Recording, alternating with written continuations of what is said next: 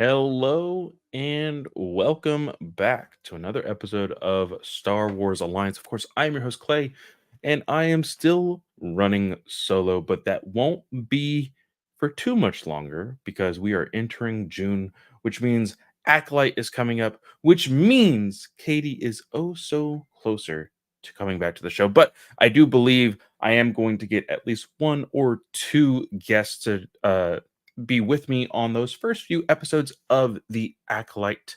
It's going to be very fun. And Acolyte is a big topic for this week's show. Now, before we get into that, there are some stuff that I did miss from last week when we didn't have a show. I decided not to really jump on. I was really stupid tired, as well as there not being a whole lot of news. So we're just going to jumble everything up, talk about it, and see how it all goes. But like I said, there is a huge topic in the Acolyte at the end of the show that is our main topic. But the first news, so I decided to break this up into segments actually. And I am just now realizing that I am forgetting at least one of these. Here we go, and that will be in our show slash TV movie segments, I believe. Yes, that is it. Gonna go ahead and move that to right there. That should be good to go. All right. So, first up is on the list, James Mangold's Star Wars film depicting the origins of the Jedi will reportedly be titled Star Wars Jedi Prime. I absolutely hate this. This is so obnoxiously eye rolling. Um, when I think of Prime, I immediately go to Optimus. I immediately go to Transformers. A lot of people made jokes about Amazon. So I I don't like it. It sounds so non Star Wars. Um, and I don't know if that's what they're going for exactly. It doesn't feel right. Something like the origins of the Jedi, that could literally be your title, Star Wars: The Origins of the Jedi. It spells it out for people so that way, like Jedi Prime, it sounds like a title that we should still be hearing to this day. And that like it doesn't make any sense to me. The source of this is SFX magazine. Um don't know exactly, uh I didn't read the whole article or looked into it that much. I just saw this title and that's really what people gravitated towards. I know you should read your sources and all of that stuff, but just this title, it doesn't feel right. It genuinely doesn't feel right. Some of the comments on this said post sounds like a video game. Change it immediately. A lot of people making the jokes about Optimus Prime. Will it take place on Cybertron? Is it going to be at Amazon? Um, uh, I'm pro Bezos. Dawn of the Jedi sounds so much better than Jedi Prime, is what people are saying as well. There is a Jeff Bezos underneath Darth Vader's helmet meme going around. It's just it doesn't like you fumbled. Star Wars, you fumbled. If this is the genuine like, and it also could be, it could be that like, hey, this is the title card for what we're putting under while we film. Sure, yeah, whatever. Change it though. Somebody says Padawans roll out. Oh man, it's getting a negative feedback from a majority. Uh, and it's odd because like of course when you think about negative feedback from the community that is Star Wars, there's another topic that we will be getting to very shortly, actually. So yeah, Jedi Prime, wrong way to go. Lucasfilm, scrap it, change it, do whatever you need to make sure that because this could be a home run. We've talked about it many times. I've told Katie, I've told plenty of other people when I'm having this discussion about this film is that there is so much that is unexplored that you can literally do almost whatever you want and make it an amazing freaking film. Like, genuinely, it could feel so out of pocket, but still feel like, oh, this is Star Wars. And that's what you should go for. And Jedi Prime just sounds so silly and stupid. That's just my opinion overall. Um, Next up, going into some rumors here, going into the rumor mill, we have from My Time to Shine Hello. I know that they, excuse me for not knowing exactly their pronouns. Um, we, as in the fans and people who keep up with the news, the information that My Time to Shine has been giving has been very hit and miss as to what their previous hit rate was for scoops. So taking this with a grain of salt, but still loving and hating the idea of this, and I will tell you why. The scoop is Knights of the Old Republic will be a show on Disney Plus. That's what they are saying. Lucasfilm went back and forth about what to do with the Knights of the Old Republic, whether to make it a movie, a TV show. Now they made their decision. It will be a show. Now, we have been also very up in the air about whether this Knights of the Old Republic video game is coming out. I swear to God, Lucasfilm and Disney, both. I swear to God, if the game is ultimately getting canceled because of this show, I hate you. I 100% hate you. We can have both. We don't need one or the other. We can have both. I can have my video game and come over here and watch the show as well. You're getting my money either way, but I'm willing to say, hey, I'm going to give you my money tenfold for both. So do that. That's the smart move. Don't ultimately throw away money from the video game to make this. That's a bad choice. Don't do it. But I love this because it's Knights of the Old Republic. Knights of the Old Republic is what really cemented my hey, I am a Star Wars fan. Um, of course, you have my father who introduced me to the Star Wars franchise with the original trilogy. But this game really made me go, "Oh, there's so much more than Luke Skywalker, Darth Vader, and lightsabers." So yeah, I absolutely love this idea. I think this would expand the idea of people's look on species, on lore, and all of these great different things. And I think it needs to happen. But again, it needs to happen as well as the video game needs to happen. Lucasfilm, don't mess it up. Moving on. We go into, of course, more Disney Plus uh TV show news. We have this very recently shared via Twitter from Katie herself in our Star Wars Alliance chat. It says here that at the Fan Expo in Boston, Tamira Morrison was super excited to meet everyone, but due to the change in his schedule, he won't be able to make it. He is sending his best wishes for any amazing time at Fan Expo. If you had a photo op, keep an eye on the email, blah, blah, blah, blah, blah, blah, blah. Then somebody known as Mando Verse Updates says the Mandalorian and Grogu movie is rumored to film at the exact same time as this expo. Tamura has canceled his appearance due to his schedule. Boba Fett and the Mandalorian and Grogu movie confirmed? Maybe? Question mark. So I don't think it's impossible. We do know how much of his story was uh left at the wayside, kind of left open, should I say, in the Book of Boba Fett. I know there is very vast opinions on the show, including myself and Katie's opinion. Um, would I be mad at it? No, it's of course what they've kind of encompassed into the Disney Plus Mandoverse, if you will. I hate that it's called that because it's all Star Wars. Just call it Star Wars. Um, yeah, not excited about it, not like angry about it. You know, it makes sense. It's Star Wars using Star Wars characters. Oh my.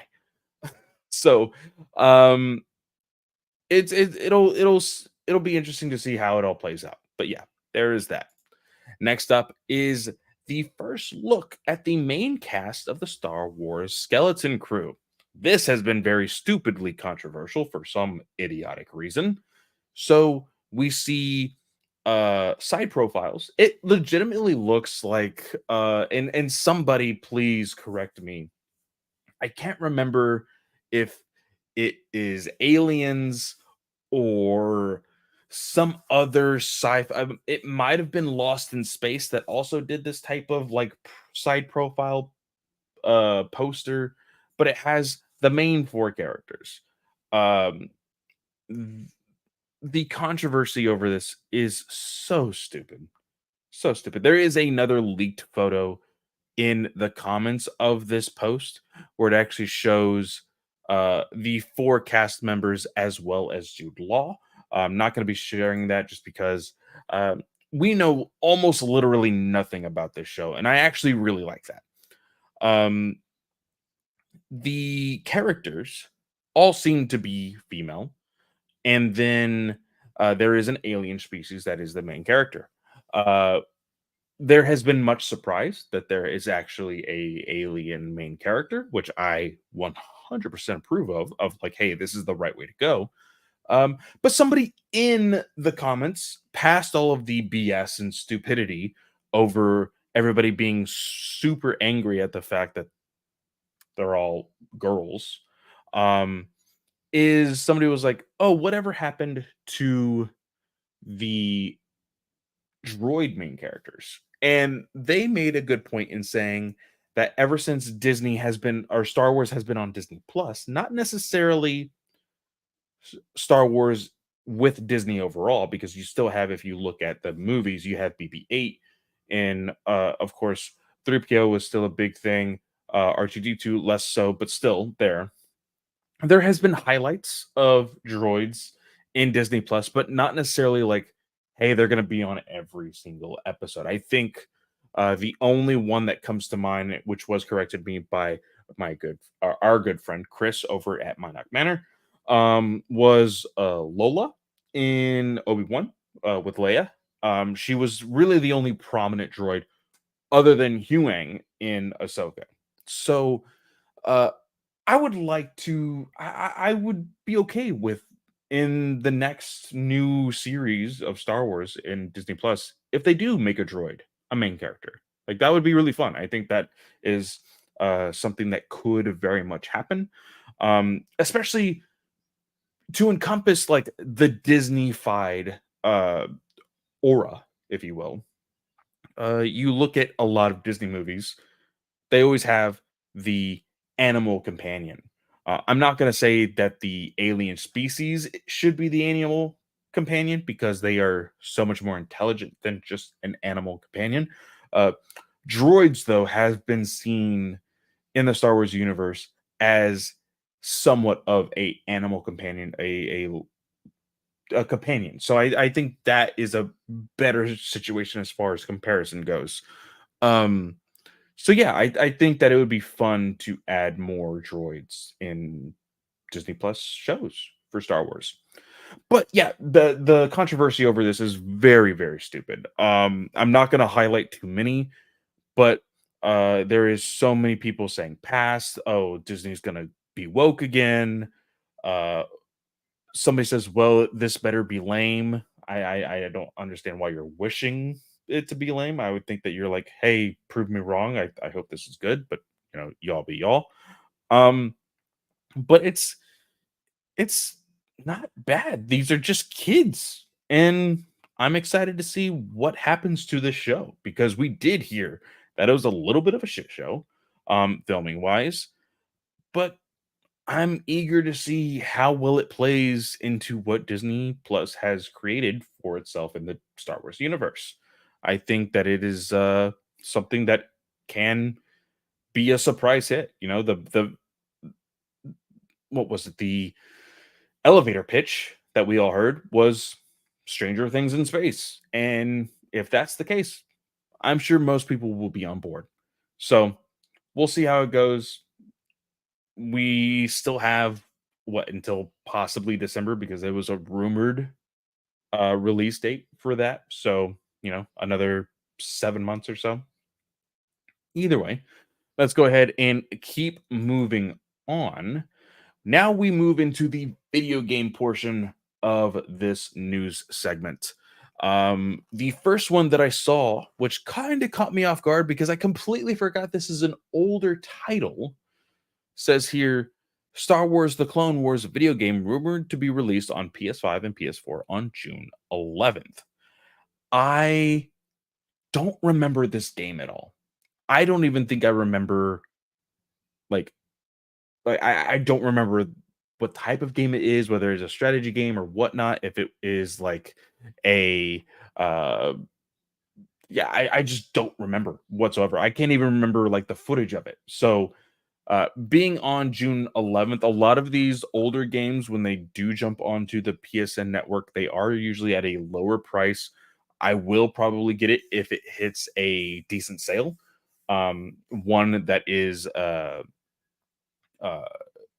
still on my wish list for PSN is the uh, Clone Commando, whatever it is, the first person shooter.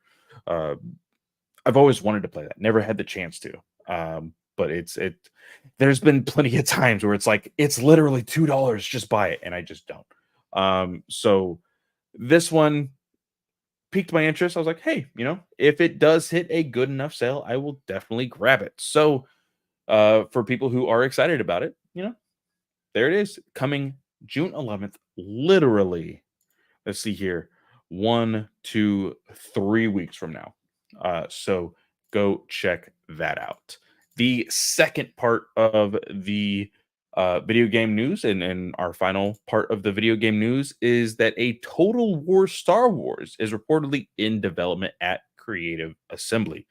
Of course, when you look at Total War, you have things like the Roman Empire and things like that. Very strategic gameplay. For those of you who don't know, uh, Halo had Halo Wars. I think there was also a Warhammer 40K Total War as well. Um, this is very exciting to me. And I think Culture Crave did actually have the link to it right here, saying that Creative Assembly reportedly working on a Total War Star Wars game. A reliable source has told DualShockers that one of 3 new Total War games in development will be a Star Wars themed. Says here, uh, the last Total Wars game to be released was last year's Total War Pharaoh, which was developed by Creative Assembly and published by Sega for Windows. A Mac version was released, but published by Feral Interactive. It says here, Three Kingdoms, the series is allegedly returning to the fantasy route with a new Star Wars entry. Um, as of October 2023, Total War Star Wars was reportedly the second of 3 new Total War games that are allegedly in the works at Creative Assembly, with new Total War games often releasing annually, aside from 2021. It's possible that Creative Assembly is gearing up for the release of Star Wars Total War Star Wars in the next couple of years. But with 3 new games reportedly in the works, there's no way to know which one is the furthest along in development. So knowing this, I think it's super, super fun because, like I said, it is very strategic based. I've never played the Total War games, but when looking into the idea of a strategy game with the Star Wars theme, you have the space battles, you have the planetary battles, you have so much potential in the Star Wars universe that I think this would be so much fun. Like genuinely. For somebody who, like, for me, I play games like only like an hour a day just because of the lifestyle that I have. But on the weekends, I play one game in particular, and I'll be like, okay, this is the game that I'm going to play this weekend, and I'm going to play as much as I can. With Total War, I can be like, hey, this, one scenario I'm going to play and see how far I can get through it for the weekend. Like, I think it's going to be a lot of fun. So, really looking forward to the reviews on that and see if it's actually worth picking up. But with that, guys, that leaves us to our last topic, which is the overall topic of the acolyte.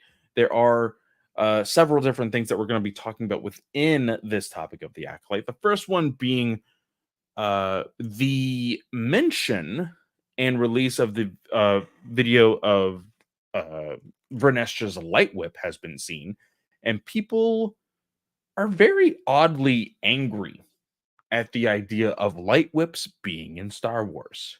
They weren't angry, freaking 40 years ago, 50 years ago. Let's see here. Um, Star Wars 77, 87, 97, oh 07, 17. Yeah, like freaking 40 something years ago that people don't seem to be angry then, but they're angry now. Like there's some comments like this. Let's see here. Well, first, before we get to the light whip situation, there is the fact that Vernestra has a purple lightsaber. Uh, there's people that say uh, this one post here says some Star Wars fans have riggedly sorry, I'm about to sneeze. Okay. Have a belief that this on par with your average fundamentalist religious scholar. And people are going wild over the fact that Vernestra has a purple lightsaber. Posts being like, I don't dig that it's purple.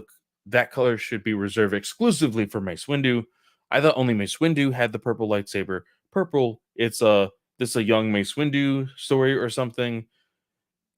In the Bane trilogy, there's an actual lightsaber whip extended universe, but purple is inherent disrespectful to Mace Windu. It's very stupid. You look at Legends, people have been pointing this out. Says Mace Windu should be the only one with a purple lightsaber out of respect of the Legend stories. The same Legend stories that people are talking about, there were several people with purple lightsabers. Darth Revan, then you have Mara Jade. Um, there's there's actual evidence that there is purple lightsabers everywhere. Then people have the problem with the lightsaber whip. And then you actually have a few um, people with check marks and everything. Let me actually see if I can get to this person's actual tweet without their freaking profile mini thing coming up. Says there's an unnecessary desire to keep creating lightsaber gimmicks. Lightsabers were already the coolest. Inquisitor spinning blades, Kylo crossguard, and this whip. Y'all need to chill. No, because again, Light Whip was created, I believe, also in the 70s uh with the legends. And I just like, guys, it's okay. What people don't understand is the High Republic, specifically in the novels, was the peak of the Jedi Academy, the Council. Like, this was the biggest they've ever been. By the time Vernestra is as old as she is in the Acolyte, this is the end of that era. We are going into what we now know of as the prequel era when they're good. They're, a couple hundred, 1,000 Jedi, but like technology isn't necessarily being lost as much as it's just like, hey, we're toning down a bit, and you will learn. I am assuming that you will learn more about that in the actual Acolyte show.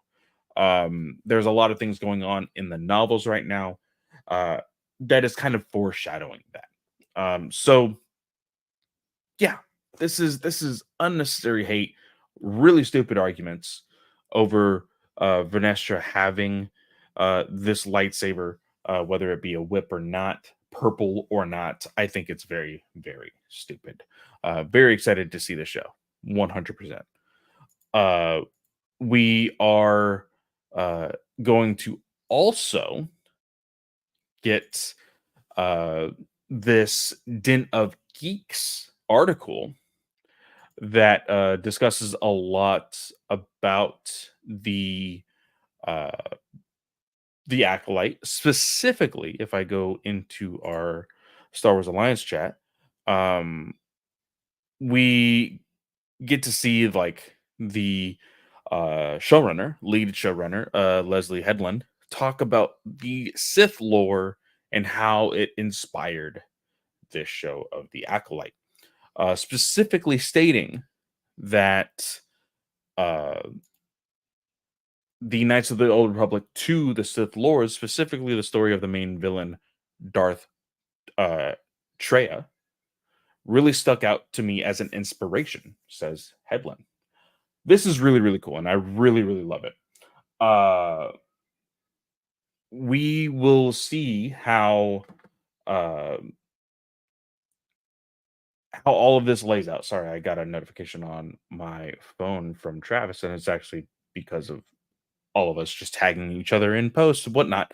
Um, in the actual article, we learn from Leslie Headland that yes, there is a lot of Legends lore that she wanted to put in here.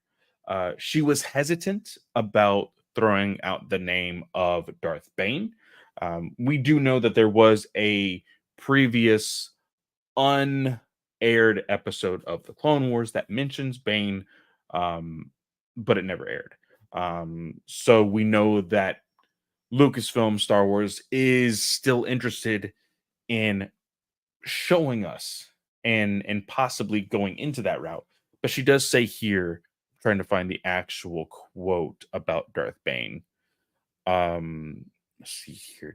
Says here, I really toyed with utilizing Darth Bane or mentioning Bane. We do not do it in the first season. Just gonna go ahead and quote that again. I really toyed with utilizing Darth Bane or mentioning Bane. We do not do it in the first season, but it is obviously the legacy of these partitioners of the dark side. She also says, while we don't get into that particular lore, there were some things in Legends that I wanted to drag out because I felt they were really interesting, not only in the storyline, but to myself as a fan. So I really appreciate this. There's going to be a lot of Easter eggs and goodies for people who love Legends, a lot of nods. And I think this is the right way to go about it since there is now the rumor of the Knights of the Old Republic. I think that is an excellent way to go. It's a tongue in cheek thing. So that way, if they ultimately do go the route of the Knights Republic, they can cement those head nods and that little wink wink. I think that is actually really, really good. She says the whole thing about Knights of the Old Republic 2. And she also goes down to say there were two reasons I wanted to set in this particular time period and that far away from the prequels. One, I didn't want to mess with any canon. This I don't necessarily agree with, but we'll continue the quote here. The other things that I love about this period was the lack of legacy characters. I was too nervous to take them on, but I also feel like we've seen a lot of that in the High Republic. Felt like us, and she says the High Republic felt like a sandbox that I could easily jump into. So, in other words, don't expect Yoda to be running around in the series, although the High Republic fans will recognize one character from the books, that being Vanessa Rowe. Um, I I agree that Yoda should not be jumping around and hanging out with these characters in this show, The Acolyte. I think that it would take away a little bit. Now, should there be a mention and possibly a cameo? I 100% think so. Because again, it connects the story. One thing that I've said a lot about the High Republic in general, the only thing that really connects the High Republic to rest of the Star Wars lore is Yoda. Yoda is the longest living character so far. Star Wars fans come at me and correct me if I'm wrong. That we know of in this timeline that is consistently showing up. So I think, hey, a cameo wouldn't hurt. Does he need to be a main character? No. And the reason why I say that, like, oh, I don't agree with the idea of her uh, being so far away, you know, from the prequels and whatnot. There's so many gaps in the timeline. Even in the High Republic, we have phase one, phase two, and phase three.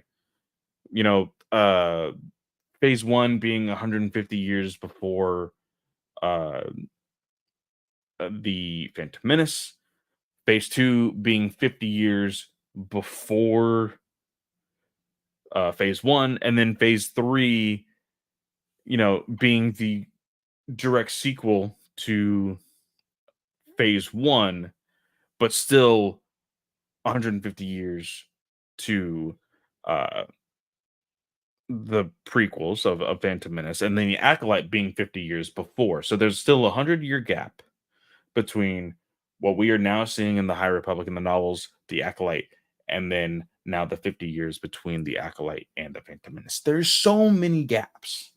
And I understand one thing that me and Katie have constantly talked about, and I actually mentioned this in the review of Temptations of the Force, which you guys will be listening to in just 3 weeks.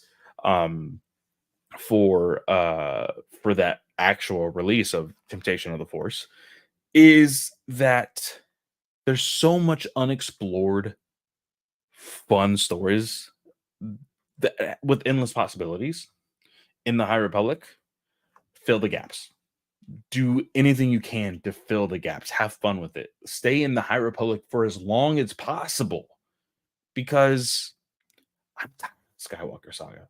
I can't go back. I like we can't stay there for hundreds of years. Like I don't want my great great great great great great great great grandchild to be watching the seventh remake of a New Hope. Like I can't do it, guys. I don't wish that upon any of my future, like my future family. I can't do it, guys. Like, move on. This is the ginormous freaking universe. Move on, please, for the love of God. Um, so I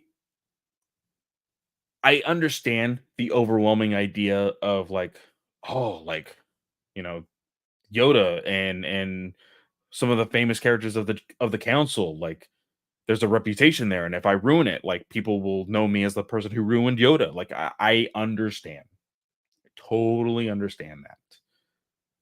But you can't be afraid to put your own spin on something so iconic. Like, you have to. Like, that's the whole reason people get into things like DC and Marvel, is because, oh, I want to write this character. I want to have the opportunity to write this character. I want to have the opportunity to do something with said character. And I'm not saying that, like, she is Headland is like a worse showrunner for it. I'm saying, okay, she has her comfort level and that's it. But I would encourage her to, hopefully next time she has, the opportunity to take it on. Do it 100%. But again, season one. This is only season one. We could see Yoda in season two. We could see other characters in season two. We never know. And we don't know how long this is going to run. So hopefully it runs for a while. But that's basically it. Just talking about those two things. It says here the Sith and the Acolyte are nowhere near the Senate floor, talking about how uh, this is the stepping stone from what we had heard, again with the elevator pitch of the Acolyte being the origins of the Sith. I don't necessarily think it's the exact origins. It is the origins of the greater known universe of Star Wars being aware of the Sith now. And I think that is something uh that is going to be very interesting. She talks about how um right here, where is it? Says here the Acolyte shows the galaxy on the cusp of the vibe shift at the end of the High Republic era, the corruption that will eventually see the Sith's infiltration of the Galactic Senate and the Phantom Menace is just about to set in. So we're going to see, and it's really odd because we, as the novelization fans, the fans who are reading the novels, have the High Republic in this completely different light that a lot of people are not seeing because they're not reading. And then you see this show and you're going to think, wow, the High Republic is really dark. And yes, let's not get these things wrong. The High Republic right now is very dark. But it says here, oh, you're going to see this vibe shift. You're seeing the very end of the vibe shift. So it's not even a shift for people. You're just seeing this, like, oh, this feels like Star Wars because they're introducing you into what you are already comfortable with and know of the Star Wars universe. So it's gonna be very, like, I'm gonna be very interested to see how things are portrayed and received by average viewers of this show. Now, again, one of the big things that me and Katie always love to talk about is the lightsaber effect. This show has lightsabers. This show has Jedi. This show is what most people, general audience, would feel is a Star Wars piece of media. So I think this will have larger numbers than that of Andor. And we'll have to wait and see how all of that plays out. But that is it. One of the big things here also is we know there's at least one Sith Lord in the 8 episodes with the black helmet and the teethy uh, helmet in the trailer, but we don't know the identity of that person. The person who wrote the article is asking, is it Darth Plagueis? Who taught Palpatine? Is it Palpatine? Who is it exactly? So I think that'll be a very fun mystery if we get that mystery solved at all in the first season of The Acolyte. But I will say one thing that I also did miss um, in the news segment is um, a fellow reviewer of Star Wars novels, Meg Dowell, um, tweeted a picture of all of her High Republic novels and said, "We will be over.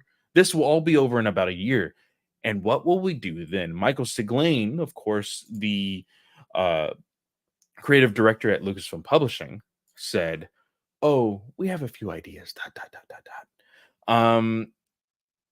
Michael, just tell us. God damn it! I'm so interested in learning what's gonna be there after the High Republic. I am loving this this journey that Katie has kind of thrusted me into with reading all of these books. It's really really fun. I get excited about reading a new book every single time we get one, so it is a lot of fun. A very very humbling experience as well, as far as how fast people are reading these books. I absolutely love it. But yeah, it's a lot of fun. But that is it, guys. That is the episode. Ran a little bit longer than what I expected. I did give my wife the window of 30 to 45 minutes, so thankfully we're right in between that. But guys, remember you can always find me at Fanboy Clay on Twitter and any and all social media. I am desperately trying to find some time in my busy schedule to do some streaming. Um, like especially if like Clone Wars comes out on in June and I want to give it a try, I would like to stream that. um with a lot of these new Star Wars games like coming into like, hey, this is actually going to happen, I'll start streaming those as well. But of course, I'm me. I'm going to be streaming Marvel Rivals when that comes out. I'm going to be streaming Marvel Snap, like the game that I play right now. So go hang out with me over at twitch.tv/fanboyclay10. That's fanboyclay10. So go check that out. And like I said, in 3 weeks, when after the first episode of Acolyte, going into the second episode, you guys will see our review for Temptation of the Force. Me and Chris over at Minot Manor got together, had a lovely conversation about that book, full of spoilers and non-spoiler discussions. So go check that out when that is released. But guys, I want to thank you so much for being here and listening to me rant this whole time. Whether you are listening or watching any time of the day. And remember, may the force be with you.